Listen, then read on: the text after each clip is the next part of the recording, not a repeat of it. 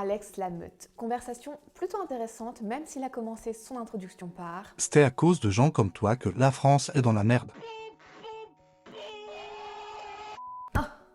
Touché en plein cœur. Non. Direct, frontal, au moins on sait directement dans quel mood on est. Mais du coup Alex, qu'est-ce que moi, petite agricultrice agroécologue, j'ai bien pu faire pour plonger tout un pays dans le chaos? Ai-je provoqué une famine mondiale avec mon mulch de paille? Ai-je ruiné l'économie avec mes rotations culture? Voyons voir. Quels sont les faits qui détruisent l'agriculture française? Déjà, l'accès au foncier qui est un véritable cauchemar. La surface agricole en France diminue chaque année à cause de l'artificialisation des sols et de la concentration des terres entre les mains de grosses exploitations. En 2022, 50% des terres sont contrôlées par seulement 11% des exploitations.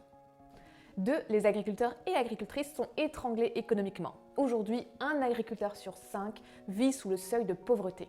La PAC, ou politique agricole commune, favorise les grandes exploitations et les monocultures, ce qui pousse à l'endettement et à l'agrandissement perpétuel.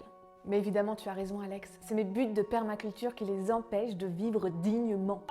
Pas le fait qu'on achète leur blé à des prix dérisoires pendant que la grande distribution se gave. Possède des thunes, je suis à l'aise financièrement. 80% des surfaces agricoles françaises dépendent des engrais de synthèse et des pesticides, ce qui les rend vulnérables aux crises géopolitiques et à l'exploitation des coûts de matières premières. L'agriculture intensive est donc coincée dans un modèle de dépendance totale aux industries chimiques. Donc finalement, qu'est-ce qui met l'agriculture vraiment dans la merde?